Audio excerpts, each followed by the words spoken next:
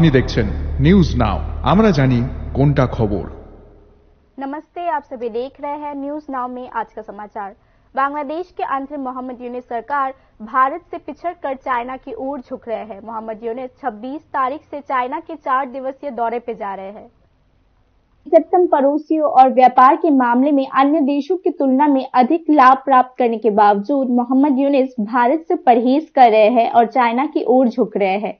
अंतरिम सरकार के मुख्य सलाहकार मोहम्मद यूनिस 26 मार्च को 4 दिवसीय यात्रा पर चाइना जा रहे हैं। चाइना के राष्ट्रपति शी जिनपिंग से मुलाकात के अलावा मुख्य सलाहकार कई अहम कार्यक्रमों में शामिल होंगे। मोहम्मद यूनिस के दौरे की घोषणा के बाद से ही विभिन्न हलकों में तरह तरह की चर्चाएं शुरू हो गई है। अंतरिम सरकार के प्रेस विंग के अनुसार मोहम्मद यूनिस 27 मार्च को चाइना के हेनयान प्रोविंस में एशिया के लिए बाओ फोरम में उद्घाटन समारोह में संबोधित करेंगे। अगले दिन बीजिंग में उनकी चाइनीज प्रेसिडेंट शी जिनपिंग के साथ बैठक होगी। मोहम्मद यूनिस बाद में पेकिंग यूनिवर्सिटी में व्याख्यान देंगे। इसके अलावा डॉक्टरेट की ऑनररी डिग्री भी रिसीव करेंगे। इसी बीच बांग्लादेश में यह खबर जोर पकड़ चुकी है कि चाइना मोहम्मद यूनिस की यात्रा के दौरान उनके लिए जोरदार स्वागत का आयोजन कर रही है।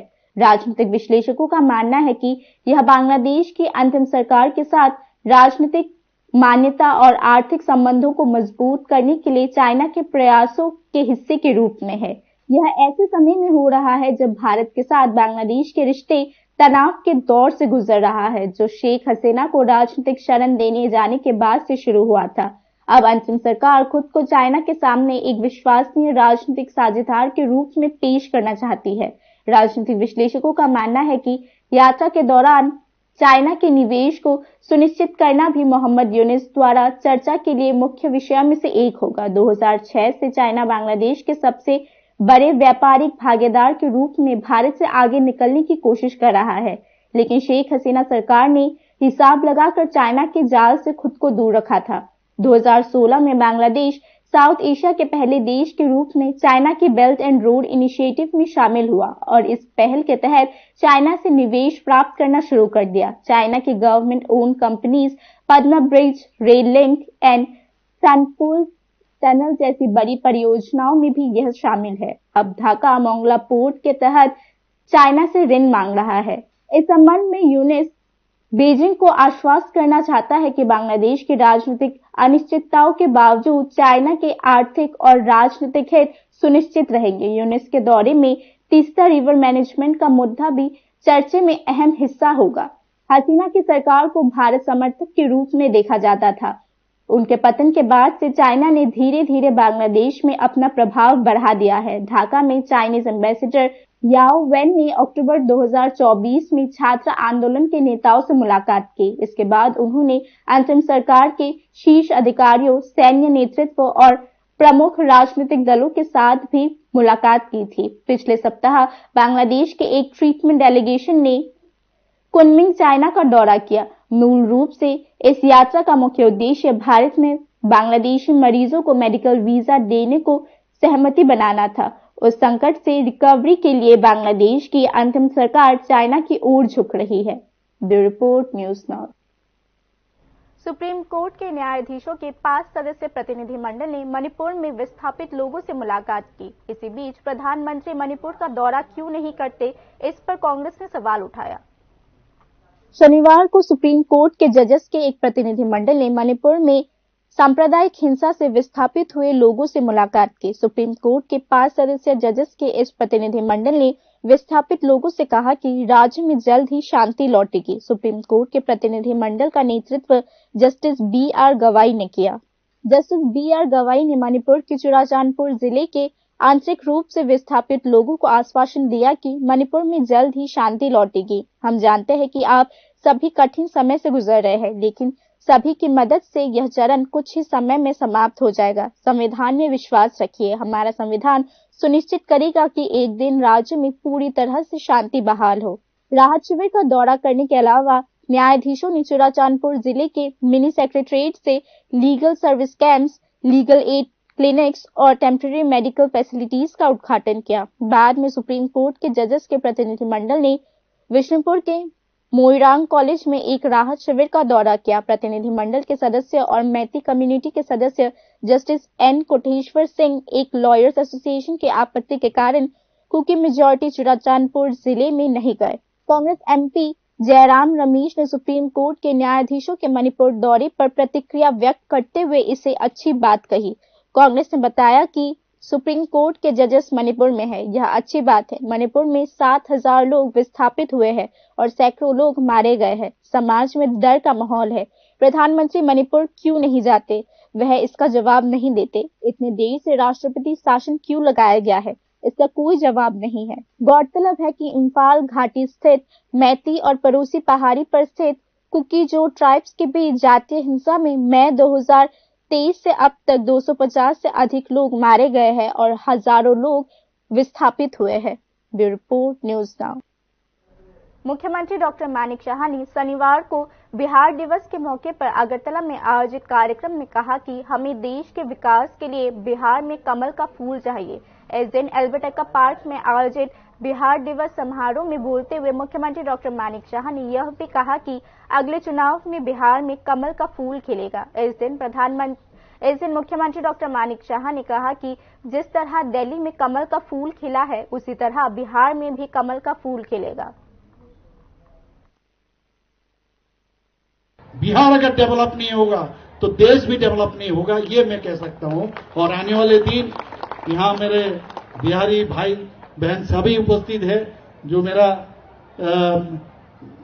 भाषण देने के पहले जो सिन्हा जी से भाषण दिए हैं, तो मैं समझता हूं जो इलेक्शन आ रहे हैं, क्योंकि मुझे लग रहा है ये इलेक्शन का भाषण ही है, तो लेकिन मेन चीज ये है, देश इलेक्शन में जिताना नहीं है, देश को आगे बढ़ाने के लिए भारतीय जनता पार्टी नरेंद्र मोदी जी को जिताना है। और बिहार हमारे लिए एक बहुत ही इंपॉर्टेंट स्टेट। निवेश के लिए मुख्यमंत्री डॉक्टर मानिक शाह और मुकेश अंबानी जैसे इन्वेस्टर्स के बीच बातचीत से राज्य को फायदा हुआ। शनिवार को रिलायंस इंडस्ट्री के प्रतिनिधिमंडल ने मुख्यमंत्री से मुलाकात की। निवेश की संभावनाओं की समीक्षा के लिए रिलायंस इंडस्ट्रीज के एक प्रतिनिधिमंडल ने मुख्यमंत्री डॉक्टर मानिक शाह से मुलाकात की। मुख्यमंत्री डॉक्टर मानिक शाह ने हाल ही में मुंबई में आयोजित एक कार्यक्रम में रिलायंस ग्रुप के chairman and managing director Mukesh Ambani के साथ निवेश पर चर्चा की। मुख्यमंत्री डॉक्टर मानिक शाह ने उन्हें त्रिपुरा आने का आमंत्रण दिया। हाल ही में संपन्न एडवांटेज असम 2.0 बिजनेस कॉन्फ्रेंस में मुख्यमंत्री डॉक्टर मानिक शाह ने भी निवेश के विषय पर मुकेश अंबानी के साथ बातचीत की। इसी के तहत शनिवार को रिलायंस जियो के एक हाई लेवल डेलीगेशन ने सीएम वॉर रूम में मुख्यमंत्री के साथ अहम बैठक की। रिलायंस जियो के नॉर्थ ईस्ट बिजनेस हेड के नेतृत्व में प्रतिनिधिमंडल ने मुख्यमंत्री से मुलाकात की। बैठक में IT and IT enabled services, data centres, natural gas exploration, fertiliser production जैसे क्षेत्रों में निवेश की समीक्षाओं की बैठक की गई। इसके अलावा मुख्यमंत्री डॉक्टर मानिक शाह की अध्यक्षता में हुई इस उच्च स्तरीय बैठक में पेट्रोलियम, बैम्बू से इथेनॉल प्रोडक्शन, रबर और वुड प्रोसेसिंग जैसे महत्वपूर्ण क्षेत्रों में निवेश के अवसरों पर भी चर्चा की गई। मुख्यमंत्री डॉक्टर मानिक शाह ने अपने सोशल मीडिया पर कहा कि खासकर सूचना प्रौद्योगिकी के क्षेत्र के प्रति उनका उत्साह बेहद रोचनात्मक है। मुख्यमंत्री डॉक्टर मानिक शाह ने यह भी कहा कि राज्य सरकार त्रिपुरा का भविष्य बदलने के लिए रिलायंस ग्रुप ऑफ इंडस्ट्रीज के साथ सहयोग करने के लिए तैयार है। Bureau report, news now. Tipramatha छात्र संगठन टीएसएफ ने शनिवार को एक प्रेस कॉन्फ्रेंस में कहा कि कॉकबर्ग भाषा में रोमन स्क्रिप्ट की मांग को लेकर सोमवार से अगरतला में शांतिपूर्ण आंदोलन शुरू होगा। टीएसएफ ने प्रेस कॉन्फ्रेंस में कहा कि मुख्यमंत्री इस समस्या का समाधान तलाश रहे हैं। हम भी डिस्कशन टेबल पर बैठने के लिए तैयार है। You all know that we have been calling for a strike in demand of Roman script for printing textbook in Roman script as well as the question paper. And we have seen the reply of the Chief Minister in the Assembly. The Chief Minister has stated that he is looking for a solution. So we also believe in solutions. So solution must come with dialogue. That's why we are also ready. We want to inform that we are ready. But it is also to inform you all that we are starting our movement. बाकी की खबरें अंतराल के बाद। আপনি দেখছেন news now, আমরা জানি কোনটা খবর। প্রথম আলো এলো শুদ্ধ সকাল, শুদ্ধ সলিলে আজ বাজালো ত্রিতাল, মন্দিরে শুদ্ধ পূজার ধ্বনি, অগ্নি শুদ্ধ হলো এ সিঞ্জিনী, পরিণীতা নারী তুমি অনুপমা, শুদ্ধ সোনায় সাজো হে নিরুপমা। শুদ্ধতার স্বর্ণ মন্দির, কালিকা জুয়েলার্স, আগরতলা। একটু চেষ্টাতেই দুল লেগে যায় নববধূর কানে, একটু চেষ্টাতেই মানিয়ে নেওয়া যায় বিবাহিত জীবনে। নানা অনুভূতি জড়ানো বিয়ের গয়না, শ্যাম সুন্দর কোম্পানি জুয়েলার্স। আপনি দেখছেন নিউজ নাও, আমরা জানি কোনটা खबर। बाकी की खबरें कुछ इस प्रकार है।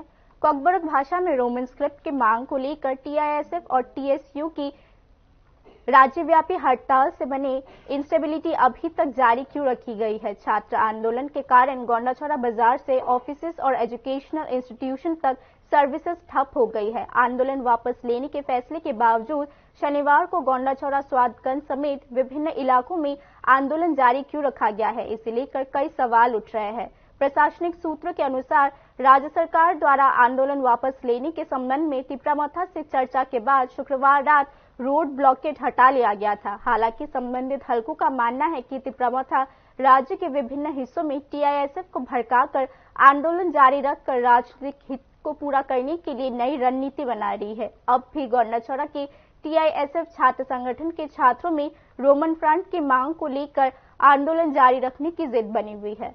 कारण अवरोध खायमानि कायसा रास्ता बन खायमानि कारण उनखा जों दीर्घदिन अमायकेनो खायफैयो जोंनि टीएसएफ ओमफ्राय जों जेफा जोंनि रुमान स्क्रिप्ट जोंनि मानि कावनो जों मासायासा जों जोंनि रुमान स्क्रिप्ट जोंनि थाखाय जों मासुयासा जों जोंनि सबानो जों याकारिया आयाके जों कोयो जारा जे जोंनि त्रिपुरानि सीएम डॉक्टर मानि साहानो जों जोंनि रुमान स्क्रिप्टना डाक्टर। इस साल सरकार ओपन मार्केट से 1225 करोड़ रुपए उधार लेगी। इसका जिक्र राज्य सरकार के प्रस्तावित बजट में किया गया है, जहां पहले से ही राज्य की जनता पर 21,878.26 करोड़ का कर्ज है, वही अब कर्ज और भी बढ़ने वाला है। वित्त मंत्री प्रंजीत सिंह रॉय ने 32,423.44 करोड़ रुपए के एक्सपेंस एलोकेशन का प्रस्ताव पेश किया है। वित्त मंत्री ने बजट में दावा किया कि यह रकम वित्तीय वर्ष 2024-25 से 16.61% ज्यादा है। हालांकि वित्तीय वर्ष 2024-25 के संशोधित बजट की तुलना में इस वर्ष आवंटन में वास्तव में केवल 2,126.94 करोड़ रुपए ज्यादा है, यानी केवल 7.02% की वृद्धि हुई है। बजट प्रस्ताव में आय 31,993.88 करोड़ दिखाया गया है। बजट में किसी नए टैक्स का प्रस्ताव पारित नहीं किया गया है। कैपिटल एक्सपेंडिचर 7,903.26 करोड़ रुपए निर्धारित किए गए हैं, जो पिछले वित्तीय वर्ष की तुलना में 19.14% अधिक है। बजट जानकारों के मुताबिक राज्य को कैपिटल रीजन में लोन, ओपनिंग बैलेंस और अन्य क्षेत्रों से 5,577.73 करोड़ रुपए मिलेंगे। ओपनिंग बैलेंस करीब 650 करोड़ रुपए का होगा। वित्त मंत्री प्रंजीत सिंह रॉय ने कहा कि ऐसे में सरकार इस साल ओपन मार्केट से 1,225 करोड़ रुपए का कर्ज लेगी। राज्य पर अब कुल कर्ज 21,878.26 करोड़ रुपए का हो गया है। इसमें बीजेपी सरकार आने से पहले प्रदेश की जनता पर 12,903 करोड़ रुपए का कर्ज था।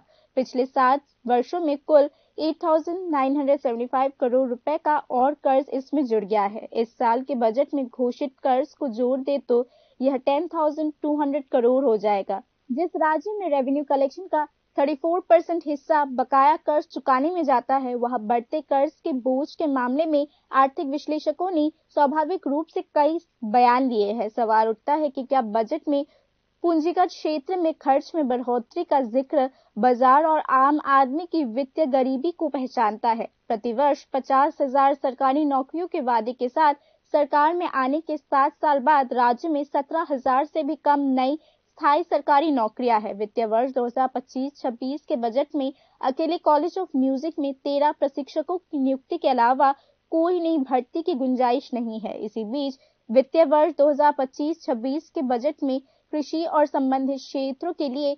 1885.42 करोड़ रुपए के आवंटन किए गए हैं, जो 2024-25 के बजट से 9.49% ज्यादा है। मुख्यमंत्री ने घोषणा की कि किसानों को ग्रेन श्यामला स्कीम नाम से एक नई योजना दी गई है, लेकिन पिछले मॉनसून की भयानक बाढ़ से राज्य के किसानों को नुकसान हुआ और उस अनुपात में उन्हें अब तक मुआवजा नहीं दिया गया है। यह मामला भी बजट सत्र में उठाया गया। शिक्षा क्षेत्र के लिए 6,166.19 करोड़ रुपए आवंटित किए गए हैं, जो 2024-25 के बजट से 11.94% ज्यादा है। लेकिन विपक्षी राजनीतिक दल सवाल उठा रहे हैं कि बजट में राज्य के स्कूल्स, कॉलेजेस या यूनिवर्सिटीज में किसी भी नई टीचर, प्रोफेसर की नियुक्ति या खाली पदों को भरने का जिक्र क्यों नहीं किया गया। राज्य के 90% जनता को रोजमर्रा की जरूरी खाद्य सामग्री की महंगाई की आग से बचाने के लिए चावल, चीनी, दाल पर किसी भी नए सब्सिडी का प्रस्ताव बजट में क्यों नहीं रखा गया। Bureau report, news now. 1 अप्रैल से राज्य सरकार के कर्मचारियों को 3% अतिरिक्त डीए मिलेगा, लेकिन यदि 31 अक्टूबर तक बकाया राशि का भुगतान नहीं किया गया तो अगले फाइनेंस कमीशन राज्य के कर्मचारियों को आवश्यक धनराशि आवंटित नहीं करेगा।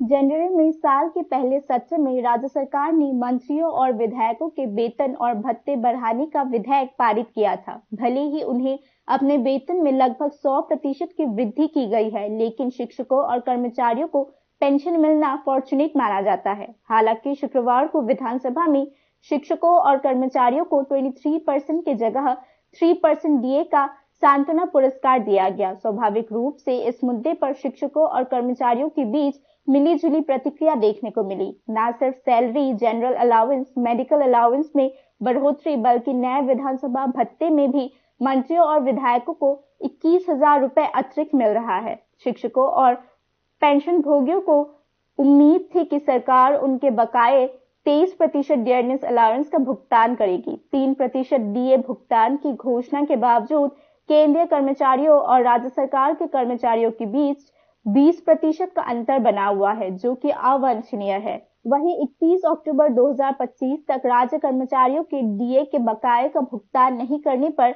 अगले फाइनेंस कमीशन के राज्य आवंटन पर असर पड़ेगा। इसी मुद्दे को ध्यान में रखते हुए कर्मचारी 31 अक्टूबर तक बकाया डीए का भुगतान करने की मांग कर रहे हैं। ग्रुप डी के कर्मचारियों को 20% डीए एरे के कारण अब भी प्रति माह न्यूनतम 3,200 रुपए या अधिकतम 10,470 रुपए का कम पैसा मिलेगा। ग्रुप सी कर्मचारियों के मामलों में न्यूनतम राशि 3,600 रुपीज से लेकर 19,320 रुपीज पर मंथ तक हो सकती है। ऐसे में ग्रुप बी के अधिकारियों और कर्मचारियों को न्यूनतम 7,520 रुपीज से अधिकतम 26,660 रुपीज कम पैसे मिलेंगे। ऐसे में कर्मचारियों की तरह पेंशन भोगियों को भी इस बात की डर है कि उन्हें भी कम पैसे मिलेंगे। Bureau report, news now. अगले सोमवार और मंगलवार को होने वाले बैंक हड़ताल के फैसले को फिलहाल टाल दिया गया है। यूनियन मिनिस्ट्री ऑफ फाइनेंस और इंडियन बैंकिंग एसोसिएशन के बैठक के बाद यह फैसला लिया गया।